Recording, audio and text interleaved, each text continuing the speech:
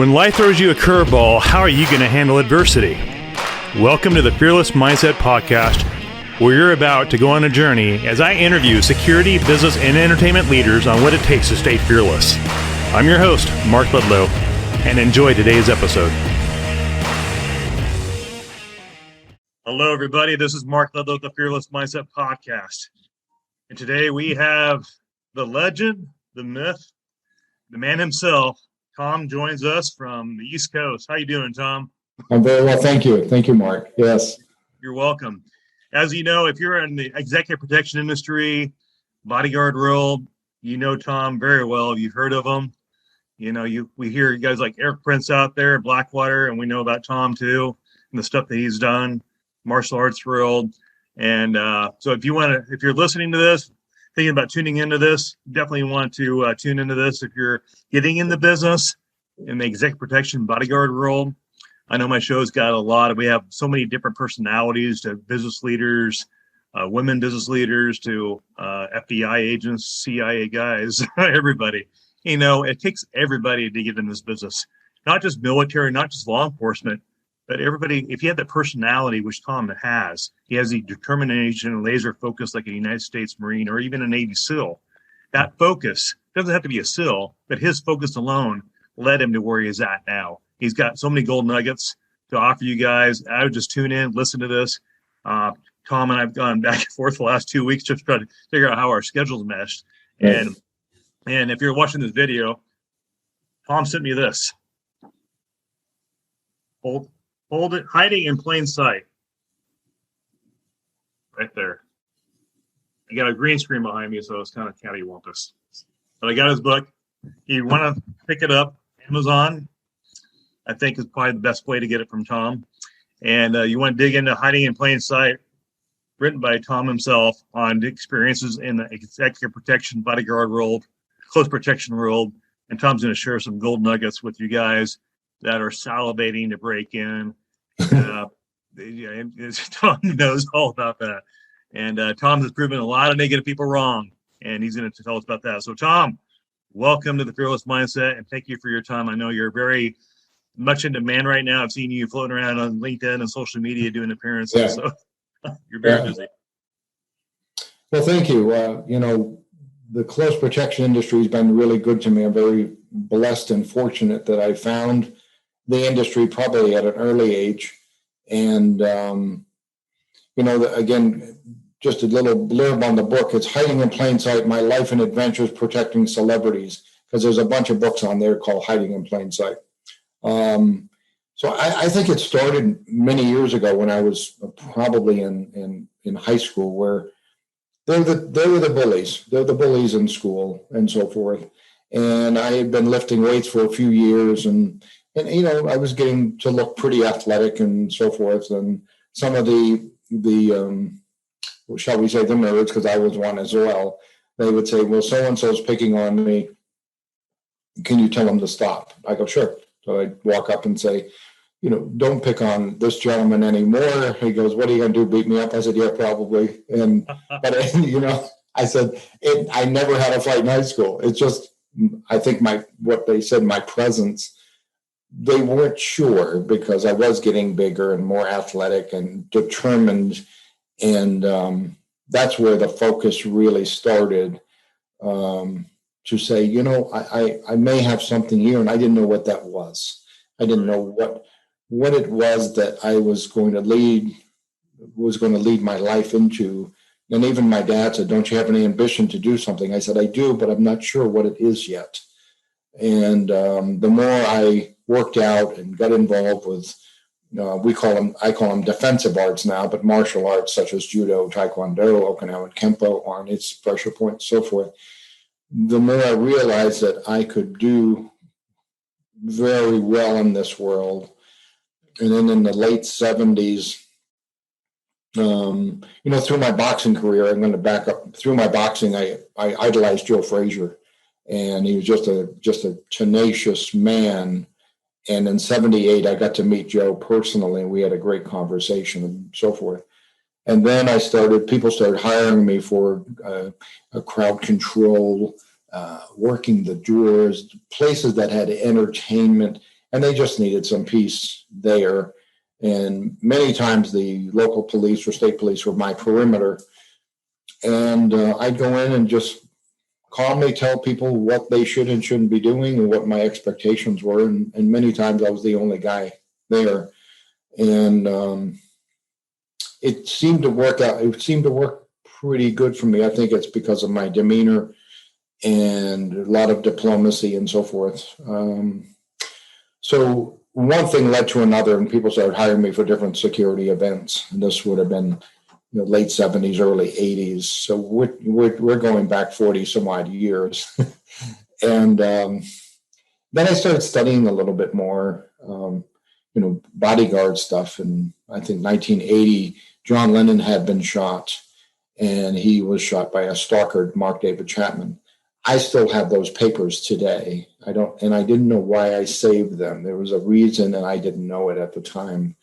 And my academics, certainly I worked out and did my martial arts and so forth, but my academics seemed to take the forefront as to what is it that I really want to do? Do I want to become a police officer? Do I want to, what's my path? And again, it wasn't clear yet. And the local department put me on the Ride Around program in '84. I gave up some of the entertainment stuff, local entertainment stuff, early '80s. So I said, maybe I should become a police officer. It was okay. And I liked it, but there was something greater for me. But they kept bothering me. So I went into the police academy in '87. And even then, I came out as a part-time officer, which really doesn't mean anything in the grand scheme of things. And I called up, in the early 80s, I called up ESI, which is Executive Security International in Colorado, which I just left. And I talked to Bob Dugan, but I really had the aspiration of going, but I had a family. I started having a family, and my son was born. And then I still had it on the radar, kept studying and really focusing on what I wanted to do. Now the focus is becoming reality. Pretty soon my daughter was born. Well, I'm a dad, and so I had to take care of business, but that didn't mean I couldn't follow my dream here. And I trained with the Chief Russ Larry here in the area. Chief Russ Larry is now being hired to test all sorts of guns all over the nation. So he's doing what he loves to do, and just checking out new guns and stuff. And I told him, I said, I'd like to pursue the executive protection industry. And this would have been mid 80s. And he gave me a course from the State Department to study. And I did that. And I was fascinated. That was me. That was what I was going to do. And started highlighting the whole thing. And I gave it back to him. He said, "Did you make a copy of that course?" I said, "Well, of course I did." And so I gave him his copy back. And I just started, but I'm like, okay, here's how the State Department does it. How can I do it? So I started creating my own signature, if you will. And in 1988, I started Nighthawk Security and Training. And so it's 33 years old this year. So I started doing more security work because, again, people doubted that from a small town of New Hampshire, 4,500 people here, that my dream was to travel around the world to protect people. The captain at the police department, because I was on part-time, he said, "Well, you have no government experience, no military, and no real police experience. I don't think you could do it." And I'm like, okay. So again, I was married at the time, and my wife said, "Well, where are you going to take this security business of yours?" I said, "I'm going to go to every capital city in the world and protect people." She goes, "Sure you are."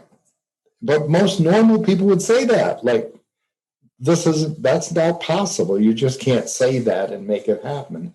But I had a plan, and it's in my head, and I created this company, and I started making money to develop capital. And I bumped into a friend of mine that worked for Michael Jackson as a sound person. And I said, I'm really having this desire to work in the entertainment industry. And I wondered if you could help me. And he said, well, if you fly out to Los Angeles, I'll give you some numbers. So when I hear the word if, I turn it into when I get there. So 2 weeks later, I was there. And I flew out, and he said, I didn't think you were actually coming. I said, well, don't ask me. And so I showed up, and he said, well, I guess I'm going to have to start giving you some phone numbers. I go, yes, sir. So he said, but in the meantime, we have a video shoot. You want to go along? You could be the kind of quasi security person. I'm at Ted Field's house in Zuma Beach. And I'm like, okay, this is cool. So, but I started taking it in and talking to everybody that I could in the entertainment field that was there that day, filming. The video was Gerardo singing Rico Suave. So that would have been 89-ish, and Mitch gave me some numbers, and I started making the phone calls. And pretty soon I get in the meantime, I had been just working any security job I could find and building my resume, building my signature, creating my integrity in the business, creating a reputation that this is what I want to do. For instance, I was called to Washington, D.C. to work for Mike Guidry. Mike is out of Houston, Texas, great company down there. So he hired me and a couple others down in D.C. to do an investigative job. I said, it's okay, it's investigative. I'll make some money. It goes in the bank. Now I'm building some capital for my business. So I got home and I had a concert. Steppenwolf was playing the concert. Hell's Angel showed up. And I was in charge of the entire project. It was on the slope of a ski area in southern Vermont. And in my book, it describes this whole scene there. But the state police at the end of the day said it was the easiest concert they ever had to work. And I had everybody in place where they needed to be. I had 2 German shepherds. It was just 5 of us. And there was the venue security. And there was one attack that day on me, but that didn't last very long. And then there was one DWI, and the person was warned. But that was it for the whole afternoon. And Steppenwolf played Born to Be Wild. Yeah, when you said attacked that day, what happened? This guy was trying to rip down a fence. Oh. And I was called. They said, Tom, there's a guy that's ripping down a fence. So Chief Russ Larry and myself and a couple other people on the team, I said, well, let's go investigate, see what's going on. So I got there, and the guy had a big rock in his hand, and he said, you can't make me stop, and so forth, and doing some threatening gestures. And I told my team, I said, stand back, I have it. So not to be a hero, but generally I can disarm somebody with words or gestures and so forth. So I walked towards him. I said, this doesn't have to go any further than this and so forth. So he tried to hit me with the rock. I defended myself. And then the police took the gentleman away. And then later on, it was at the end of the concert, there was a DWI. So in the book, Chief Russ Larry describes the whole incident as it was laid out. So I'm like, okay, this is going fine. We have a good reputation now. The people that I hire are the right people for the right job. And not everybody can do it, or not everybody can do that particular concert series and so forth. So I did a labor dispute protecting some executives. It might have been the United Steelworkers, against the United Steelworkers. So I made sure that they were safe. And I got home and my wife said, somebody by the name of Marcus called from Boston, and he said something about the New Kids on the Block. I'm like, oh, okay. So, oh no. So I'm like, okay. So I called him up. I said, what's up? He said, well, we need an extra guy. And we didn't know if you wanted to apply for the job. I go, well, of course I do. So went down to Fenway Park in Boston. Marcus met me there. And he said, well, since the other gentleman that was supposed to take the job or apply for the job, didn't show up. He said, you have the job if you want it. I go, sure. He said, you'll be in London next Thursday. I'm like, okay. Holy smokes, that's quick. Very quick. So I showed up, and the following Thursday, had all my stuff together. We went off and did their last big world tour, 1991, 8 weeks in Europe, and then 6 weeks in Asia, including Australia, New Zealand, and all that stuff. That's an insane travel schedule, because most of the corporate guys, working 5-6 days a week in the Bay Area. I would say the EP industry really right now has got probably soft, because you don't see any EP traveling worldwide. Like, you're back in your day, you do that for 3 months straight without even a day off, riding coach. And most guys would snivel and complain about riding in coach these days because they don't have the stamina. And it's the era that you worked in and I worked in, it was, you wouldn't think twice about saying no to working a 60, 90-day tour. It's just the way it was back then. Yeah. And then, like you said, networking was huge. That's the basis of your brand, building your brand, which you're phenomenal at building a brand and networking, because you never left a door not open. You make sure all those doors were opening all the time. And you didn't have a smartphone. They don't have smartphones either, did they, back then? You didn't have Facebook. You didn't have LinkedIn. You just had a network and face-to-face shake hands back then. That's right. Yeah. No cell phones, no computers, paper maps. Eventually we got a Sky page, but that was a couple of years later. There was nothing. We just had to stay together as a group and a team and communicate that way. And so I went in with, I'm going to be doing this security work for the New Kids on the Block. And they said the screaming was very much like the Beatles experience back in the late 60s. And the reason why the Beatles stopped, because of security issues, and they were getting mobbed quite a bit. So this tour really was an eye opener. I was the new guy on the block, and but I took it. I wasn't there to be their big buddy. I was there to do a job and keep them safe and so forth. And I kind of went along with what my friend Marcus had told me. And he said, you'll figure it out and so forth. And I was with Joe Mack, and it worked out very well. But the second leg of the trip, they started asking for who can do the advanced work. So yours truly raised his hand. Did you have a smartphone app on your phone to help you do Google Maps and all that? We didn't have that. We didn't have that. No, I wish I did. We didn't have that. Folks, this is the way things were done back in the day, before phones existed, before MapQuest was even around. This was get a map from the gas station and pull out your routes if you're lucky if you find one. That's right. I still have the maps downstairs. So it's funny. So we were in Mexico City, and that was a real it was a wild concert.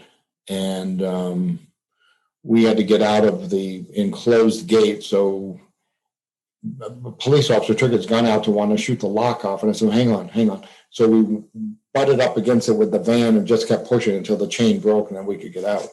So the next day they said, we need an advanced person at the airport. I raised my hand. I said, sure, I'll take care of this. The advanced work, when that word was said to me, I go, I could be that guy, that advanced person. So I'll tell you more about that job, but it seemed like through my early career, that's all I did was advanced work worldwide. So I did the advanced work at Mexico City Airport, and this gentleman came up. His name was El Comandante El Ramirez, and I said to him, you probably can't help me. And he goes, I can help you do anything. I thought, oh, well, of course you can. So I said, I need 21 police officers to surround my group that's coming in at 10:30. I have this, the story is just like yesterday. And I said, I need 15 officers surrounding these guys so we can minimize the hysteria in your airport, because last night's concert was just crazy. and so the head of immigration came up and saw me. And again, a lot of this stuff is in the book. I don't want to ruin too much of it.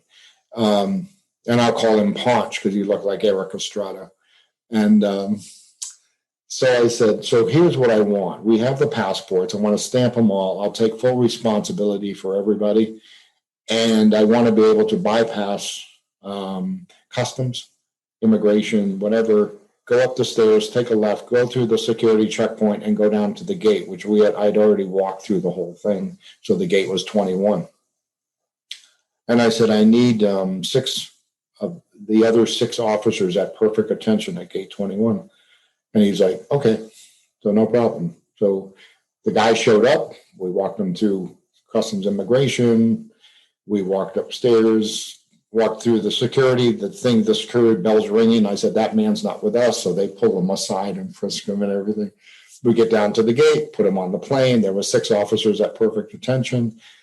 And the only thing that these guys wanted, the 2 officials, was a picture with the new kids on the block. So I got the kids off the plane and got them a picture with these 2 gentlemen. And the tour manager said, what did you want those 6 officers at perfect attention for at gate 21? I said, I just wanted to see what I'd get away with. So, and it worked like a charm. It was great. But I was having fun now. Now I was having a good time. Love it. Great story. Yeah. Great story. So then we went to New York and they did a benefit, a charity, and then off to Asia we went. And so we had covered South Korea, the Philippines, Jakarta, Singapore, Australia, New Zealand, all in a 6-week period of time. And you get tired. You're on 7 days a week and there's no shifts. You are allocated to one person and you've got to know where they are. And sometimes you got to double up. Sometimes I want to go to split from the group and go to somewhere else. But you're pretty much on 24/7, sleep. What is your diet like? Because I know a lot of these guys now are into protein bars and they use like fitness food regimens on the road. And back then you get a granola bar and peanut butter, maybe. I don't know. Yeah, that was standard. but a lot of craft services at these venues and stuff fed you pretty well. And sure. It was good. I've always eaten very healthy, so I didn't veer too much from that. I was eating quite well. And most of the time the people I was with wanted to go work out every day, which is what I do. Right to this day, there's nothing that has slowed me down from all of that stuff. But you've got to get, if you're tired, let's work out, get that adrenaline going again, the juices flowing, the endorphins and so forth. And that's been my whole, I would be working out just as hard, whether or not I entered the close protection world. But the trips to Asia were really, we went to Japan for a little bit. And the long plane rides only to get off and you're still working. You're getting through the crowd. You're getting to the next hotel. Sometimes you forget what number of room you're in. And that was the last hotel. I could have been in, floor 12, 1201. And then I land in another town, another city, and I'm in 3318. And I haven't, you kind of like, you're trying to figure out the numbers at times. But we worked very well as a team, and we got them through some interesting moments on the road. And the funny story with those guys is I was in the Philippines, and again, we had a crazy concert. So doing the advance work at the airport, I told the same story to their security people, airport security. I said, let's minimize the hysteria when these guys get here. They can't wait in line with the luggage. These are superstars. And I'd like to have somebody bring them to the VIP room. And I said, my suggestion, and I was actually kidding, my suggestion is if you made me a custom agent, then I could just walk them down there myself. And the guy said, that's not a bad idea. So he made me a custom agent in Manila. No kidding. You pulled it so, off. So anyway, the guys came in. I said, "Follow me. I'm a custom agent." They said, "Yeah, right." So we bypassed all the security, walked him to the VIP room, and he goes, "Are we supposed to stop somewhere?" I go, "No, I'm a custom agent. Just leave me alone." So I talked him in. I said, "I have to go return the badge, but I'll be back." So you were a federal agent from Asia for probably 1 day shift. Right. So it was a funny thing that it worked, and thus my book, Hiding in Plain Sight. I mean, people go, "Wait, who do you know here?" So it was fun, and again, I'm very fortunate that back then it wasn't nearly as stringent as it is now, but I was able to, and I've never bribed anybody, so I was able to say, "Here's what makes sense to me, and if you make me a custom agent, I can get them through." And just steer me in the right direction, then I can find the VIP room. And it worked really well. So, but you got to be creative. Now these flights you did, they were all chartered private jet, right? No. Oh, they weren't? No. Old school, commercial, coach. Yeah, sometimes they flew me in first class. Now I wasn't head of security for new kids, so I wasn't one of the ones privy to fly first class, but I was in coach, but close enough that when they got off, I'm right there. And we always talk to the stewardesses and the officials on the plane to say, "Here's what we're doing. We just need to get off at the same time," type of thing. Right. You had to coordinate that with the commercial flight staff. And they would be fine. They said, "Well, we have some empty seats up here. Why don't you just come up, grab your luggage, and do that," as the flight was coming to an end. But yeah, there was no, I did fly corporate jets, but that was later in my career. I flew corporate much more. But that was the New Kids on the Block. That was my first big experience on the road internationally. And then I bumped into the captain that told me that I would never do anything. And I said, "Well, Cap, I've been to 17 countries now." He's like, "Oh, okay." So now I've been to 45 and counting. So I've got some projects coming up. Hey, Tom, my question, I'm sure the guys in the executive protection, the girls in the executive protection industry are probably wondering, how was it when you worked back in the day, setting advance with no technology help at all, versus what they have today? It's probably 9-day difference. Well, yes, it's like, a black hole compared to bright sunshine. It's so much different, so much more convenient. That being said, the cons to the technology, can people hack into what you're doing and find out through loose lips? Now your travel itinerary is out there and so forth. So, but the benefits are convenience, and you can say we're 10 minutes out and all that stuff. Fantastic. And it's really made a big difference in how people do executive protection. I didn't have that. We arrived and you're keeping your fingers crossed that the right people are meeting you when you get off that plane. And then they steer you towards the vans and get your luggage, and everything's counted out. Like I would always count, how many bags do we have? And we get to the hotel, let's count them again, And I think I still do a lot of things old school because they've always worked. And the phone is a huge convenience for me. And research-wise, on the road, I can open up my phone. I got a very strong phone, and I can research things that are happening right now versus back then I might have done. I didn't have a computer, so it was a matter of making phone calls and saying, what's going on, where I'm going, and give me the most recent. So there was a lot of long distance calls that I've had to kind of jot down some notes. And I have books for most every job that I've done downstairs, so I can pull them out. What did I do right? What did I maybe do wrong? What did I need to improve on? Every book is set up that way. So each job I can learn something from it. There's no job will go 100%. If you get 90%, 95%, you're doing pretty damn good, Hey, Tom, what app do you recommend for those traveling internationally on the smartphone platform for communication? You use Signal. You recommend? Is there an app that you recommend people use internationally that you like better than the others? Boy. I can't. I can't say one works better than another. I just go on and do a lot of research, and I still make the phone calls. You still do the phone calls? I still do the phone calls. I'll call up.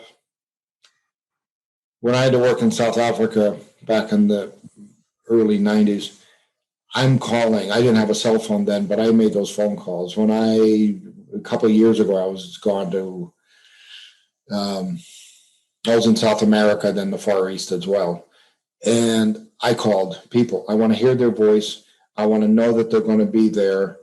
And I show up and they're standing right there. So far as apps go, there's probably a number of them online that could be beneficial. But I still do old school. I like to talk to people. Here's where I'm coming. I'm going to come in. Here's my flight number, and I'm going to do this.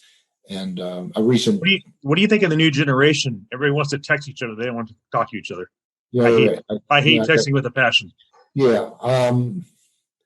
I think texting has its plus, whereby you can text somebody and then fold your phone and put it away. It's a short burst of communication. I still like calling. Okay. No, I still like calling. I was just recently out west, so I text. I'll be coming in. Everything's fine. Click, put my phone away. And if they didn't, I know they get it. I know they get my message, because many times I said, just hit confirmed or received, so I know that you got it. It's okay. And so if I'm going to text, it's a short burst of text. And another thing a text would be plus for, let's say you're in the car with a client, instead of talking on the phone and everybody's hearing what you have to say, the text is a very convenient way to carry on a conversation. And it might be security, in a way that the client doesn't need to hear various things that might be happening on the other end. Just make sure that things are going right. Here's my text. Let me know we're all clear. And that's it. And we go back and forth without a lot of chit chat in the car. So that would be beneficial in that sense too. So, what is your advice to the younger generation coming in the executive protection, close protection bodyguard world? What things that you see them that they need to clean up to be proficient and be a great operator out there? What's your advice to them? Be patient. It takes years. It takes years to become that personal protection specialist. If you went to a school, wonderful, fantastic. Gives you a base foundation in which you can build upon. Now, I didn't have that. I had that State Department course. That was my foundation. And then I started building it from there. But these folks, there's so many schools out there. They're wonderful schools, wonderful standards and certifications. Use that as your foundation. Now, how are you going to build yourself, your brand, your reputation, your legacy, if you will? It's going to take time. And if you're not going to be in for the long haul, then you're going to get short jobs. Or don't be picky in the beginning. I've done jobs for free. I would say to people, like in my beginning years, I go, I know I can't afford you. What do you need? You're in a really perilous position. I'll take care of you. I can't say, if you don't give me $100 for the next 2 hours, I'm not going to watch out for you. This person is a human being, and they needed somebody by their side for a brief moment. And so my answer to your question for younger people, be patient. It's going to take time to build your reputation. And you're only as good as your last job. You mess up, somebody's going to go, this other guy worked a little bit better. Pay attention to all your senior officers. Never say, well, in such and such a place, we did it this way. I've had that before. People go, well, I think I can do the job better than you. And I said, well, then you can go get your own job. I mean, I got the job, you know. So I put bread on many a people's table, agents, and likewise, some people have done well by me. I really appreciate that. I thank each and every one of them. You'll see in my book, I have 2 pages of acknowledgments at the end of the book. 2 full pages. People that have made a difference in my life, and I truly mean that.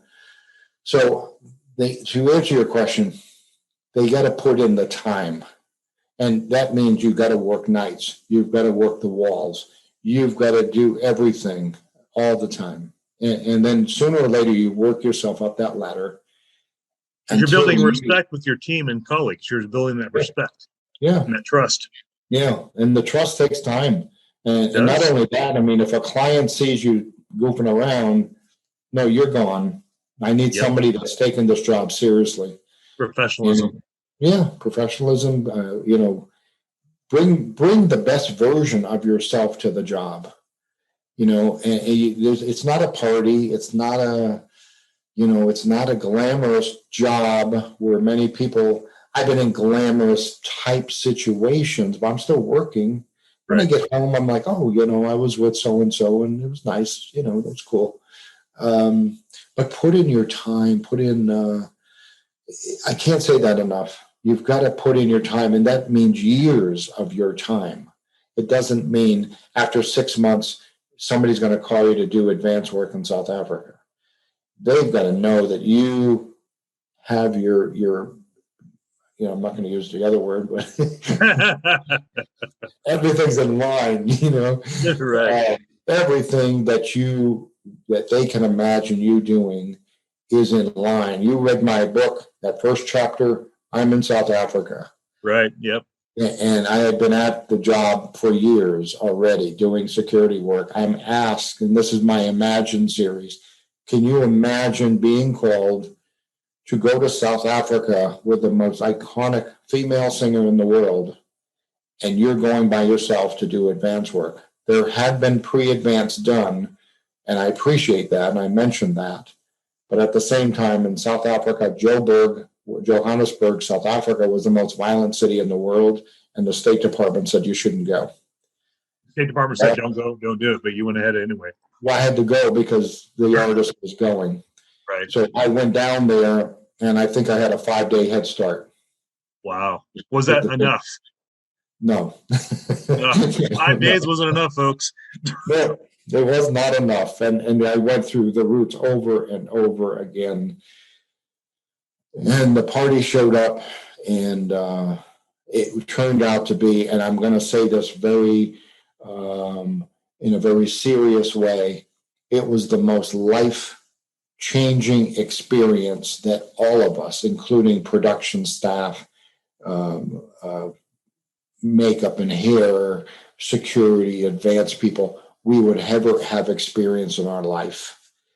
Mandela had only been president for 6 months.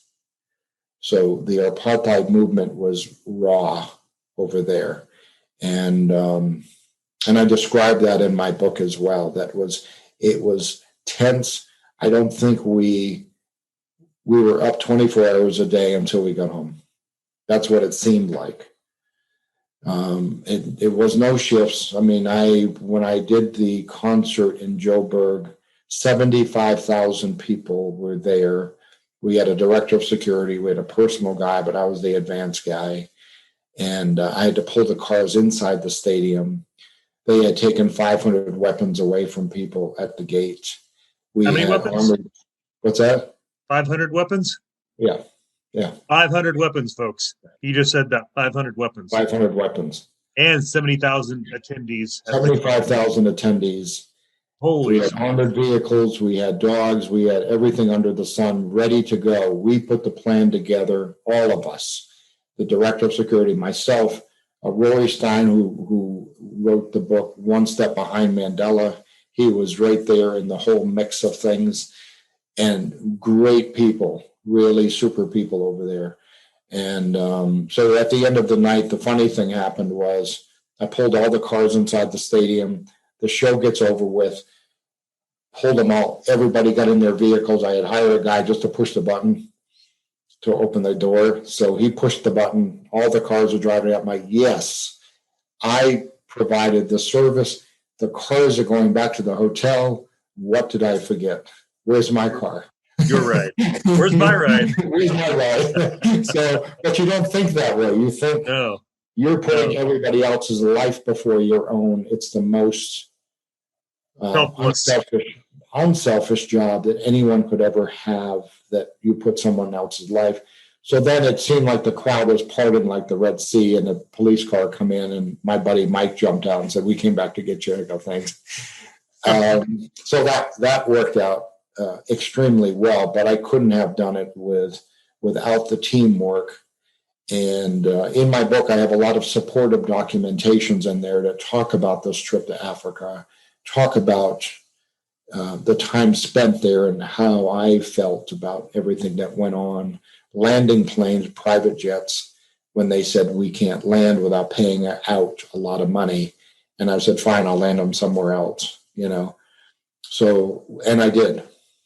So I think in talking with me and reading my book, I'm not afraid of taking chances.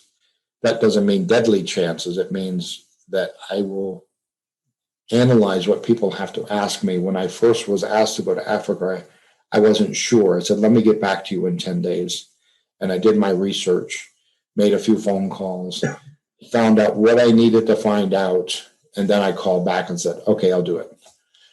So take a deep breath, you get your stuff together, and you go, and you do the work. And to this day, okay, that was 1994. To this day, I go on a job, I still get butterflies, which is a human reaction. And if you don't get them anymore, then you shouldn't be there. I mean, I still feel that excitement, that the reason why I'm hired is because there's a real threat to someone. I don't get hired to be just a mantelpiece or to stand around looking like that, what we call a bodyguard. That's not why I go. Somebody has a problem and they need someone to protect that problem, whether it's physical or it could be anything. It could be attempted kidnapping. It could be a financial thing. And you tell me what the problem is, and I'll do the research, and I'll go do it, and I'll take care of it. A couple of years prior to Whitney, and I'm going to go back to one of our early conversations here when I kept John Lennon's stuff. In 1992, coming back from on tour with New Kids on the Block, I was called by Elton John's group to track down his stalkers.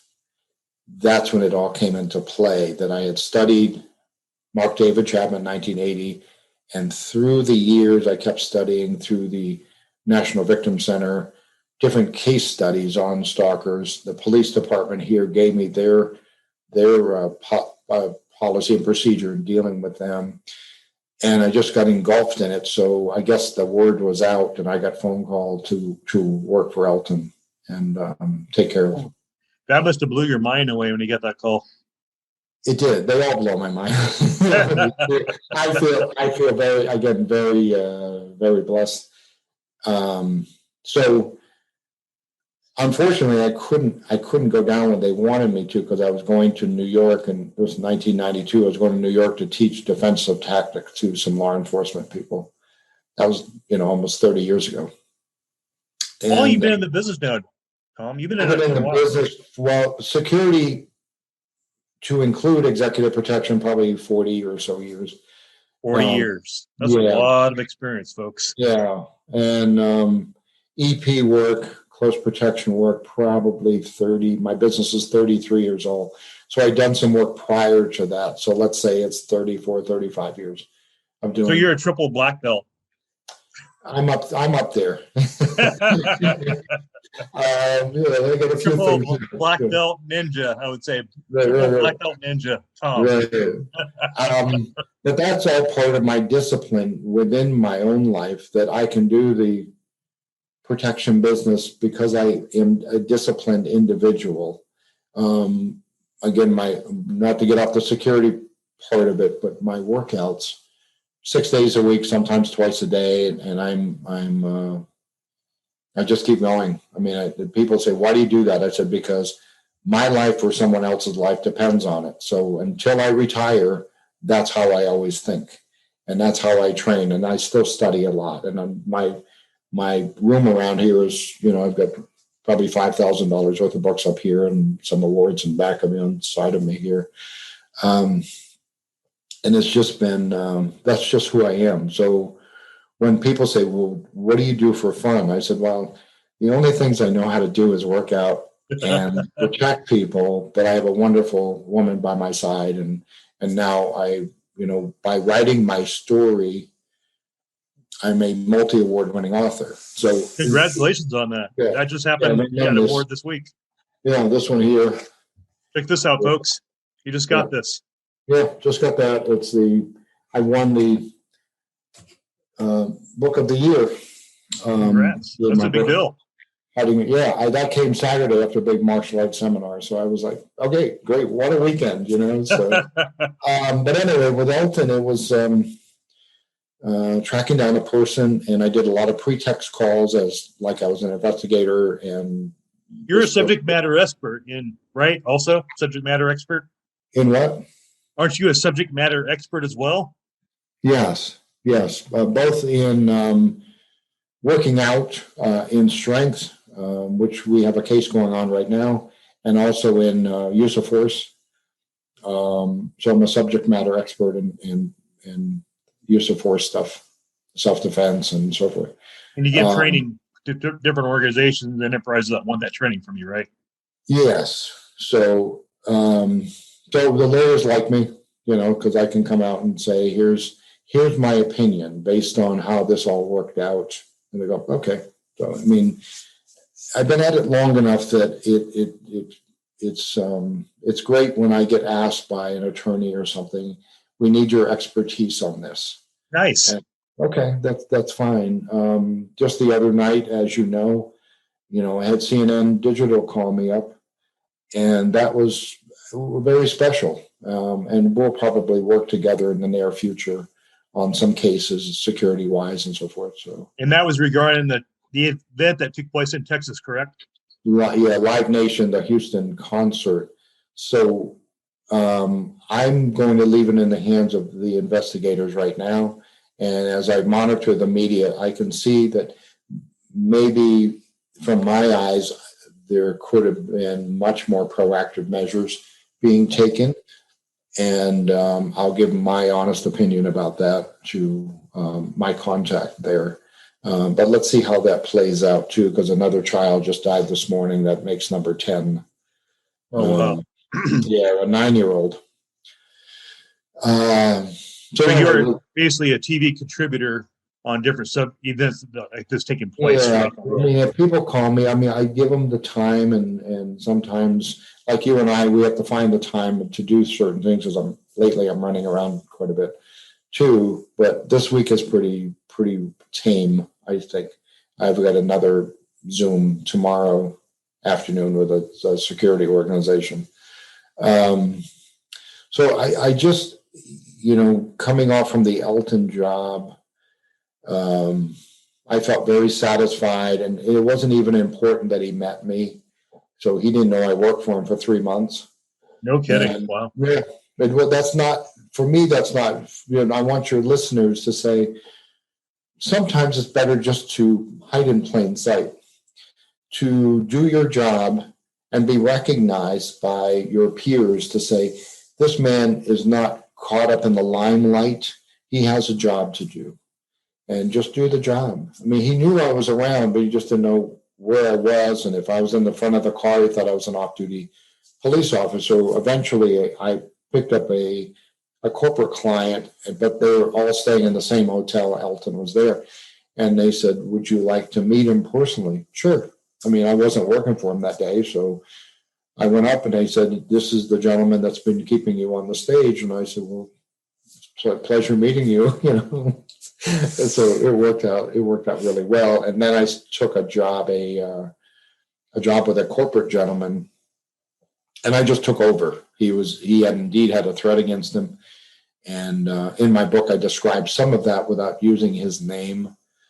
And we minimized the threat for quite a long time. I had this gentleman, and I want the listeners to hear this, the time frame. I had this gentleman for 16 years. So that's a long time to have a client.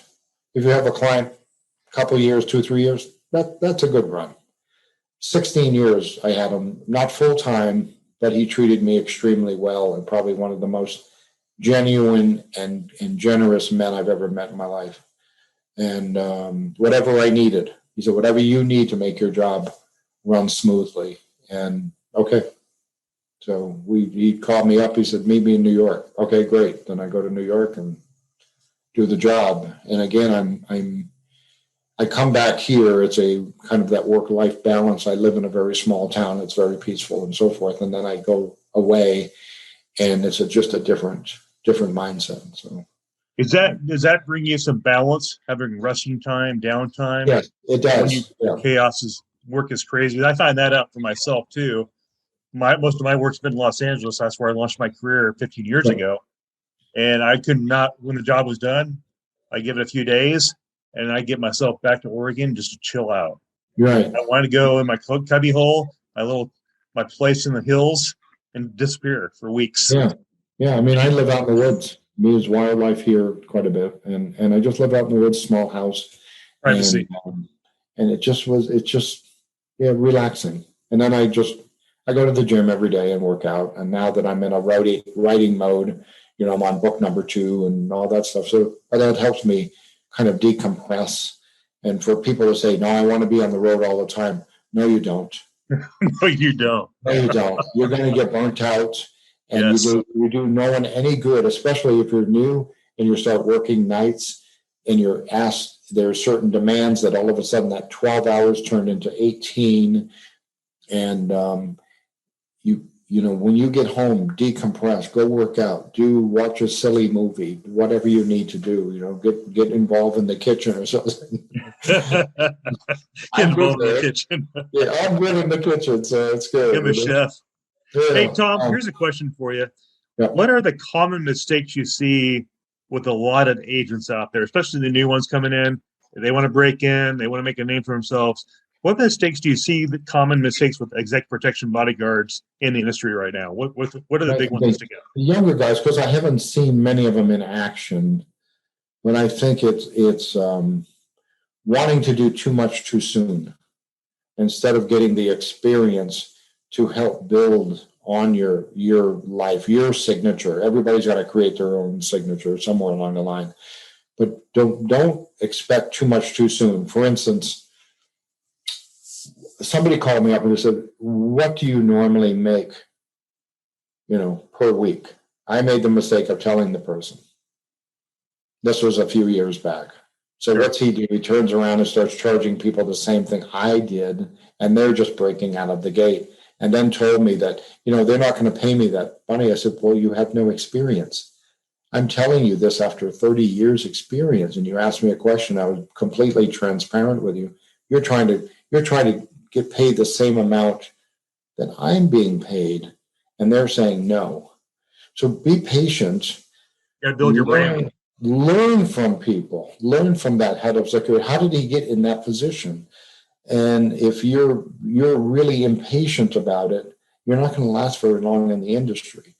Another thing is that I feel that I hear this all too often is people ask me, do you carry a gun? And they say, well, how can you do your job without a gun? I go to all these strange countries. I'd be thrown in prison very quickly if I carried a gun. And most of my jobs are out of country. My next 2 jobs will be out of the country. I can't carry, So I have to work on my protective intelligence, my situational awareness, and what I call environmental analytics. So when I'm there, I'm looking at the streets. I take a walk. What is the street offering me? What do I need to know? Get a lay of the land, if you will. And I did that in Rio a number of times. And then people go, well, you're not supposed to walk around. I said, I just did. And I now have a better understanding of what's going on. But people say that to me, how can you do your job without a gun? I said, well, because I study a lot. And people, I think once they finish these schools, and I could be wrong, they don't study as much. You got to study just as much or more. There's so many books out there that you really have to do. The academics, and I will say this with a lot of emphasis, your academics is going to play a bigger part in your job on the street than any weapon or martial arts or anything else that you have. Just because I'm a senior black belt, that doesn't mean I get the job because I'm a black belt. I get the job because of my intelligence and my experience in the field. And I know how to talk to the clients and tell them how we're going to do a certain program. They can yay or nay it, but generally speaking, the way I describe it, it sounds like a great plan. Minimize the risk factor or mitigate the risk, and then we do the job, And I've been to 45 countries, and I've been to the most nasty places, and I'm still here. So somewhere along the line, I did something right, And I continue to study just because another big thing, I never rest on my laurels. So that's a big thing as people get into that 4 or 5 year, 6 year period of doing close protection work. Just because you're getting good at it, don't relax. Don't rest on your laurels. Go back to the books. What made you get to that point? There's many books on the market that are just tremendous that you could read, buy the book, read it, open it up, then start highlighting areas that you're really interested in. And sometimes that $49 equates to, I really don't want to do this job. There's much more to it than I think. Or, wow, this was a great book. I got to buy another book. It might be a Bob Oatman book. It might be Richard Kovetz. It might be ESI or one of these other schools. Like, God, I like the way he says this. I like the way the terminology flows, and I can resonate with this particular academic part of my program. And I bring books on the road with me, And so did I answer your question? I mean, there's a lot of people. Yes. You hit on a lot of great points, because I know there's probably people listening to this. They're thinking, well, if you get 10 years into this, you talk about the butterfly effect, how you get the butterflies. Yeah. If you don't get the butterflies, you should be looking for something else to do. And maybe that agent is, 10 years into this, and they're just kind of burned out. COVID hit. There's not much EP stuff going on, and they're really thinking about getting out of the business. And I've been hearing the executive protection industry is starting to pick up next year. And business is starting to, a lot of travel teams are starting to pick up. A lot of red teams are going out. And what is an indicator for you in telling people, when it's time to hang it up? What is that emotion, that feeling? There's no longer that energy to want to do it. I have endless amounts of energy. I'm a very enthusiastic guy. And I'm going to be doing it for a little bit. And I don't mind telling people, I'm closing in on 70. I'm 67 in December. And I have all this endless energy and wanting to read and study and what's the next project. And I have 2 coming up, and they're both fascinating jobs that could be my swan song, could be the big enough job that I would say, this is it. This is my job that I've always looked for. But 40 years later, I finally found a big job. I mean, I've had some good jobs. Don't get me wrong. Every job I've had is great, but it's they're taking on without giving you everybody what it is. They're both different from each other, but they both need my services, and I'm the director of both of them, which says a lot. Totally different industries. So to answer your question, when you no longer find it fun, and you're out on the road, and you're, I guess it's no longer appealing to you to do the job, at a high level, because it's stressed. You do get stressed. You may not get any sleep. And then because you get home and you start complaining about, God, I would have done better if so-and-so, you start pointing fingers maybe, or, the flight was canceled. How did they expect me to? You figure it out. Don't find fault. There's been times my flights are canceled. I make a phone call and say, I can't make it at this time. The flight's canceled, but I'm calling another guy in. This happened in New York. He'll take care of you. And you already know my client in New York, he'll take very good care of you until I get there. Okay. And I paid that guy for like 2 full days. He needed to take time off from another job to cover for me, and he got paid. And it was during a snowstorm in the winter, and I finally got down there, and everything worked out great. So sometimes, make it fun, make it interesting. There's so many new things coming up that you really have to be honest with yourself. Be honest that you can still do the work. Sometimes life gets in the way. You're going through, I went through a couple of years ago, you and I talked about it. Right. The death of my parents, my passing of my parents. I took 2 years off so I could take care of them. And I think you did as well. Exactly. So sometimes life throws these curves at you. And I was offered a huge, huge, huge job. And I said, my dad needs me. Wow. So I took care of my father for the next month, and he passed in my hands. I had him, and I told him it was okay. You can go now. And my mom had just passed away a couple months earlier. So a couple did that years rock ago, your world? Did that rock your foundation of who you are? How did you handle that over time? Because I dealt with that too. I didn't think anything about security work, so I didn't have to think about that facet of my life.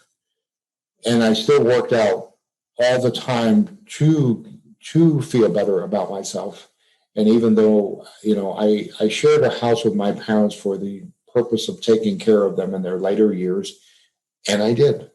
And I'm not going to say it wasn't tough. It was. And I'd get up in the morning and said, I got to go work out, Dad. I get work out. They have me the other 23 hours, or I work at a fitness facility that I can work out at. And then I would hire daycare people, and then I'd come home, and you manage, you manage their life, their end of life time. And then the following year, I spent just managing the estate as power of attorney and so forth. So the point I'm trying to bring across is that life does happen that way.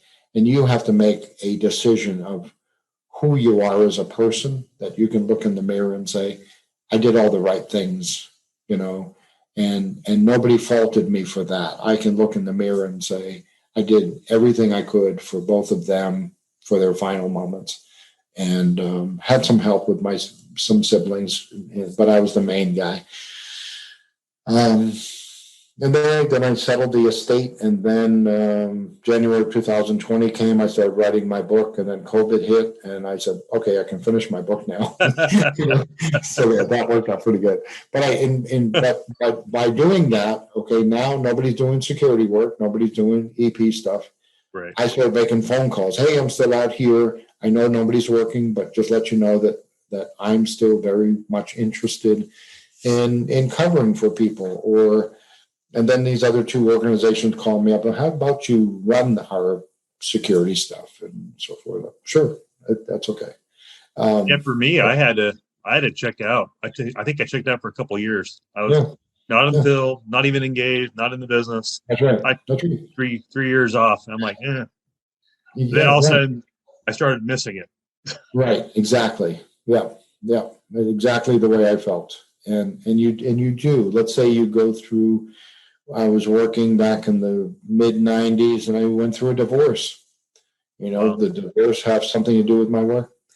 It's possible, Sure. but that's what this is my job. This is my occupation.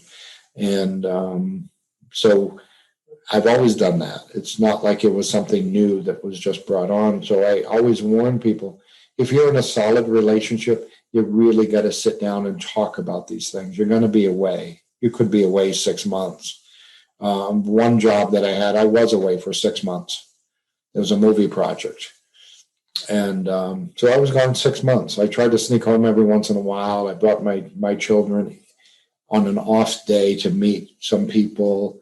I tried to make up for my not being there. Sure. And that worked. We went through a divorce, and my children are happy. They're doing great. And, how many kids do you have?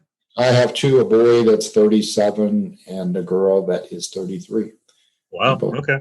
Yeah, they're doing pretty good. And they know nothing. Both of them know that I have always worked out and I've always done security work. They know me to do nothing else other than those two things. So it's not like I change careers in the middle of something, Very consistent. Yeah, so it's been a very rewarding journey, but I have to pay attention to all the academics, the signs, what am I capable of doing now in my late 60s what am I not capable of doing that I did 30 years ago? Well, so far I can pretty much do the same.